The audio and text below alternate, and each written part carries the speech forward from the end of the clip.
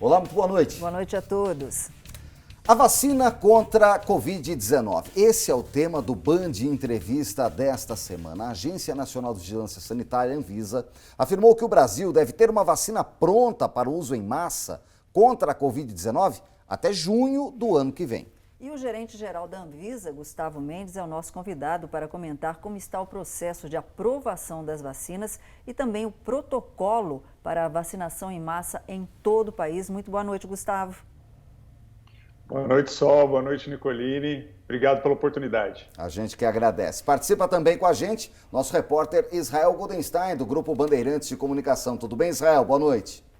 Tudo bem, Nicoline? Boa noite para você, boa noite para Solange Moraes e para todos que acompanham o Band Entrevista nesta noite de sábado. Um prazer imenso estar aqui com vocês mais uma vez. Obrigada, Israel.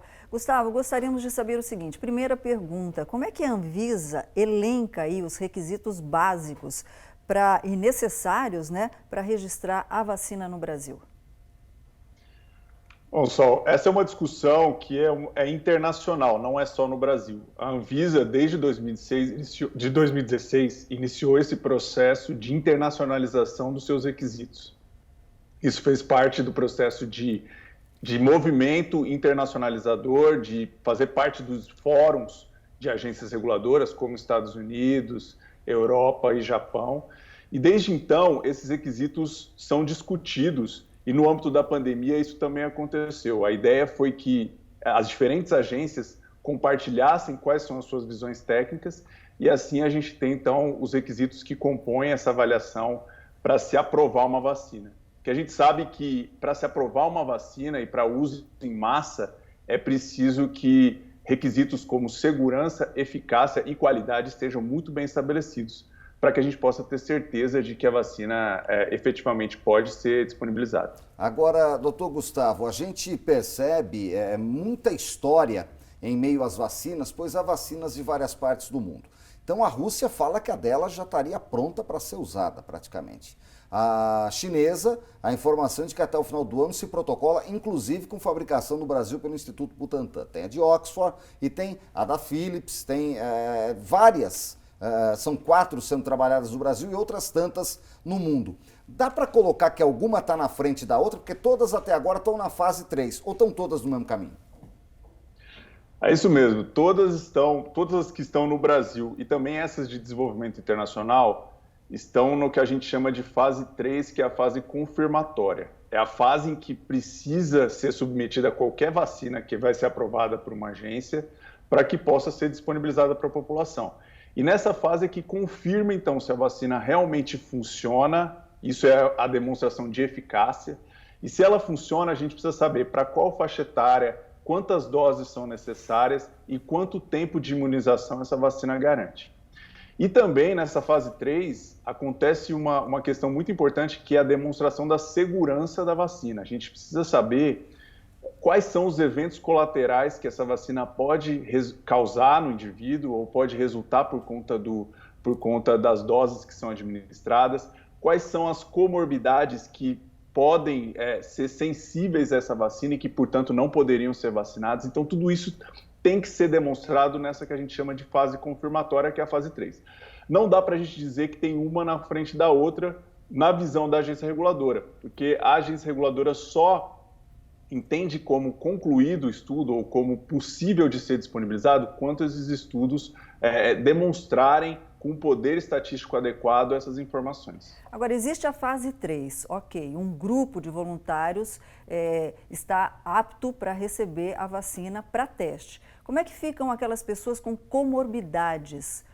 Elas também participam desse teste? Porque, afinal de contas, quando a vacina efetivamente estiver em produção, elas vão fazer parte desse grupo de vacinação? Essa é uma pergunta muito interessante, porque é importante esclarecer que a fase 3 só é iniciada depois que as fases anteriores já demonstraram alguma informação sobre segurança. E esse é o ponto que a Anvisa leva em consideração para anuir, ou seja, para autorizar que um estudo de fase 3 possa acontecer no Brasil. Essas fases anteriores são as que a gente chama de fases exploratórias, que justamente numa população menor busca identificar quais são os riscos, qual é o perfil de segurança que essa vacina pode beneficiar. Então, nesse sentido, um exemplo do que aconteceu é a vacina de Oxford. Inicialmente, a Anvisa aprovou essa vacina para a população de 18 a 55 anos. E os estudos das fases anteriores, a fase 2, que é a fase exploratória, ainda estava em andamento lá no Reino Unido.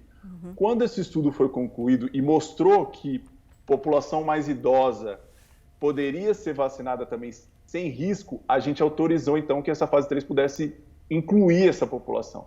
Então o que acontece é que as fases exploratórias que mostram justamente questões de comorbidades ou características individuais das pessoas, só quando elas terminam é que elas passam então para a fase 3 confirmatória e só quando confirmada é que entrarão no que a gente chama de bula, que é a indicação de uso da vacina. Vamos agora para a participação do jornalista Israel Goldenstein, que tem uma pergunta. Pois não, Israel? A Fiocruz espera começar a produzir no início do ano que vem e disponibilizar até março de 2021 a vacina contra a Covid-19, resultado de uma parceria com a AstraZeneca. O pedido para a liberação dessa vacina já está com a Anvisa, doutor? Não, não está. A gente instituiu um procedimento para acelerar a aprovação de vacinas, que a gente chama de submissão contínua. Isso significa que, ao invés de ter o dossiê completo para pedir para a Anvisa avaliar os dados da vacina e autorizar, as empresas podem compartilhar os dados à medida em que vão sendo gerados. Então, é como se fossem pequenos pacotes para compor, ao final, o pacote completo para a submissão da Anvisa. A vacina da AstraZeneca, que é parceria com a Fiocruz, já mandou 2 desses pacotes, desses pequenos pacotes, com dados não clínicos e com dados de qualidade. Só que os pacotes precisam estar completos para que a Anvisa possa, ao final, decidir sobre a aprovação, uma eventual autorização para uso em massa. Então, até o momento, ainda não houve a completude dessas informações para se autorizar. Ok, então. Bom, o Band Entrevista faz a primeira paradinha e volta já em instantes. Não sai daí, não.